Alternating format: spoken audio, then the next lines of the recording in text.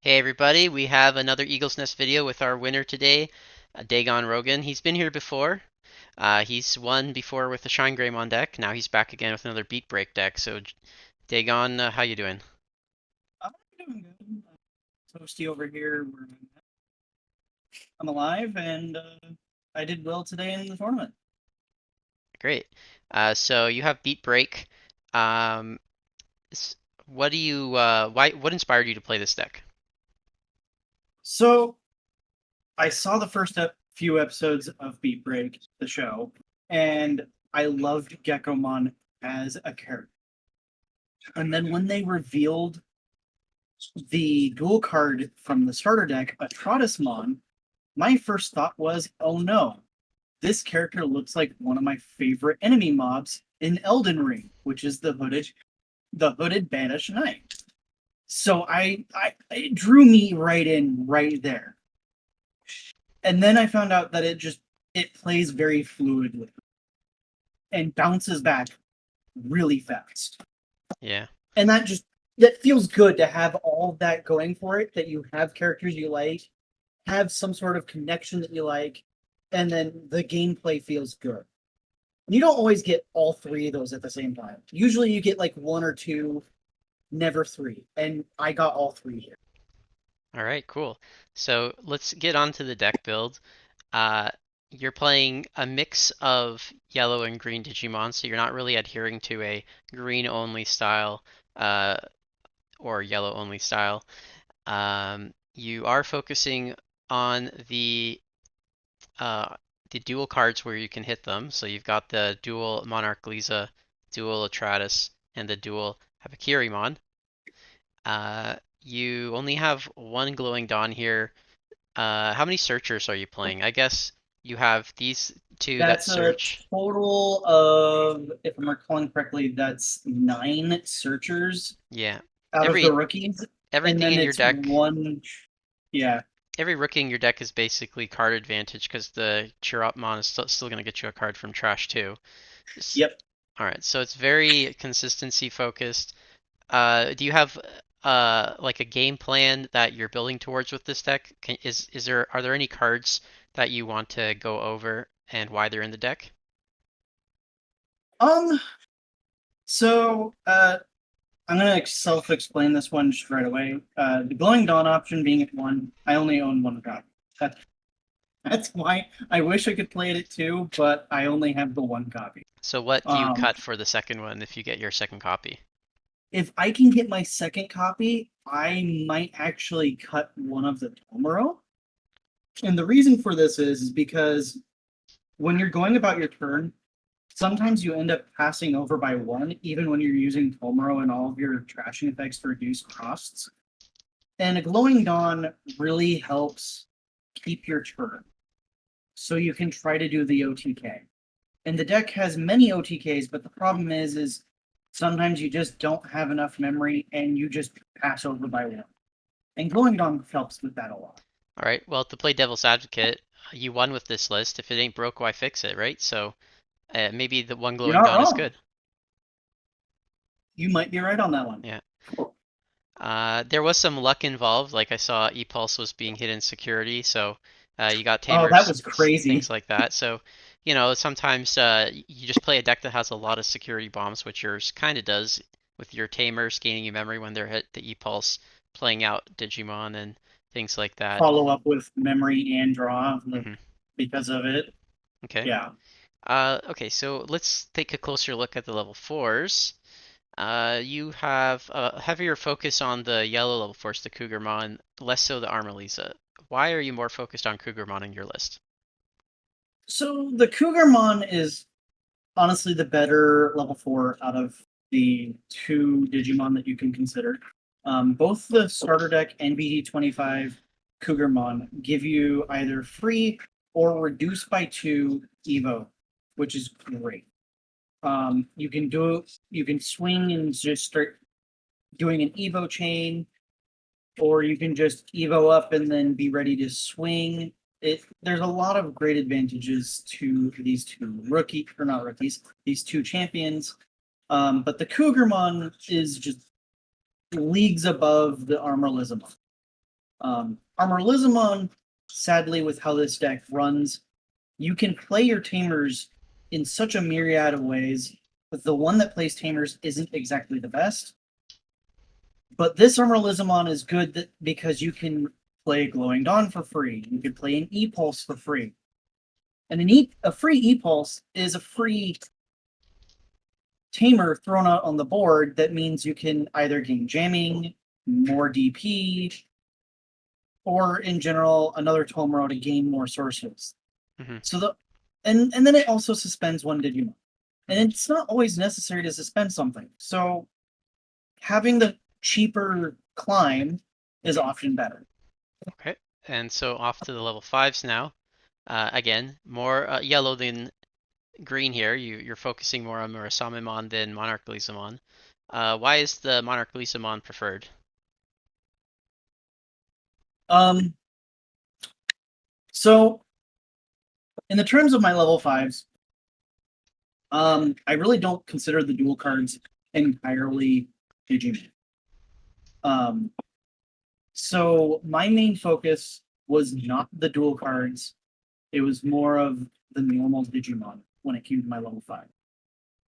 I actually was leaning more playstyle wise to actually having the yellow Digimon because they can work on controlling the board a bit better than gaining more DP or just because Monarch Lizard just Right. gains DP. So, like with The the yellow guys, they control by effects, and Yep, the Monarch Lisa, they only control by battle.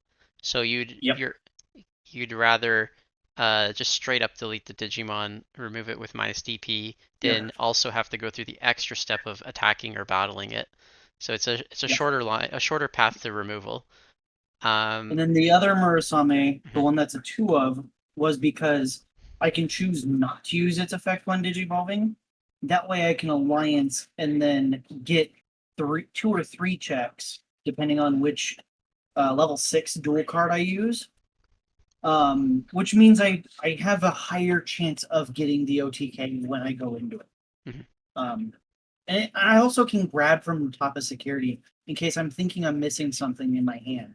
Okay. And sometimes it's there, which is great.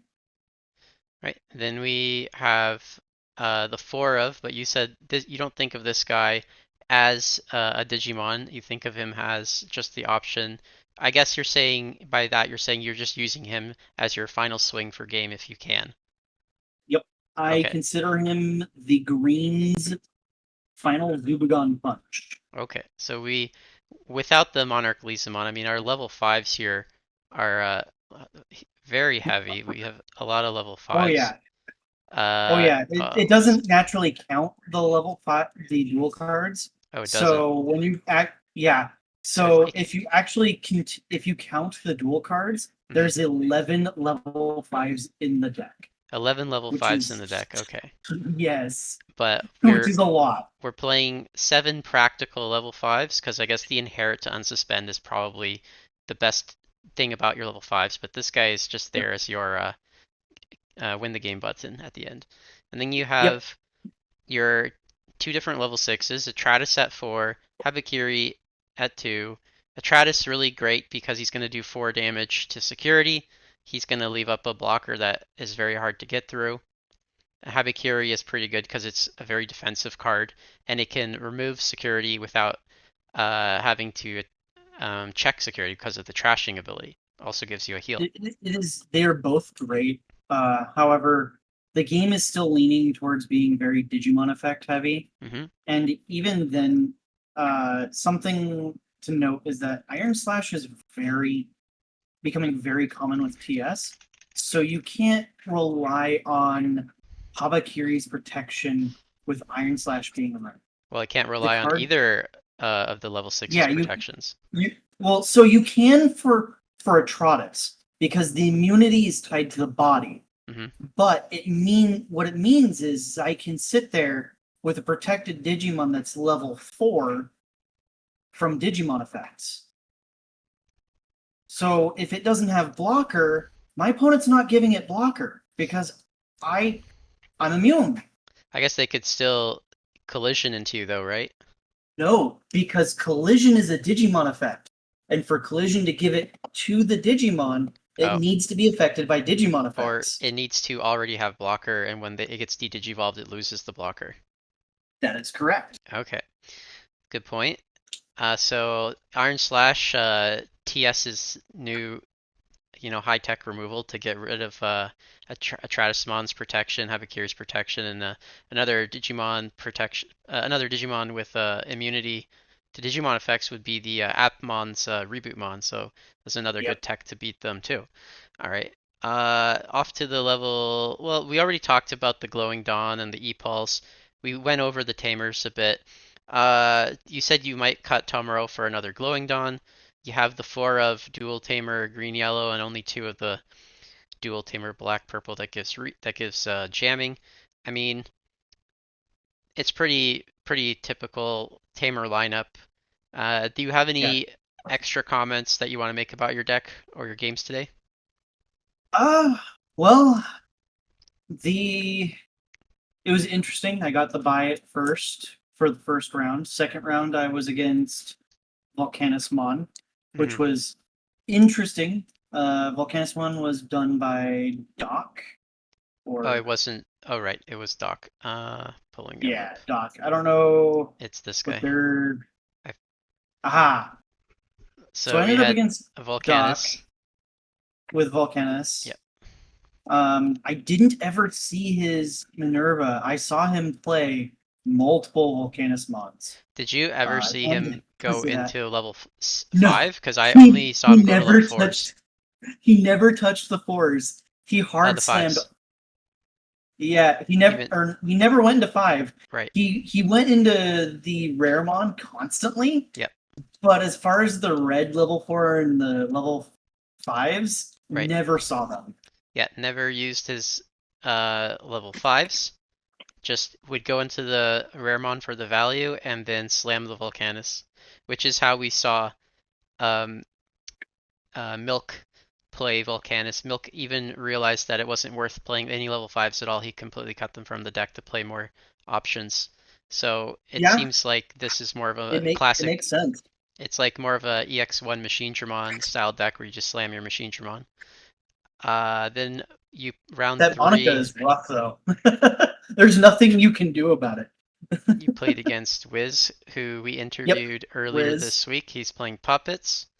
And how did I you love deal his with the reboot? list.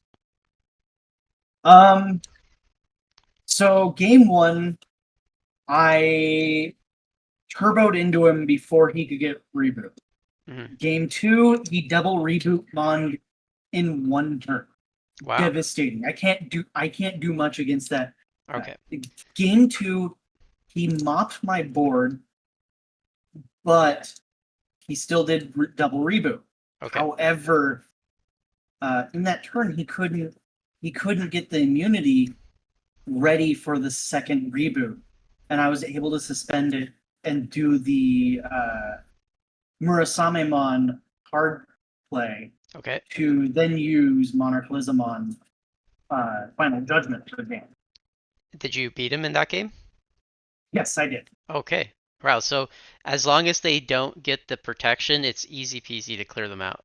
Yes, Awesome. yes.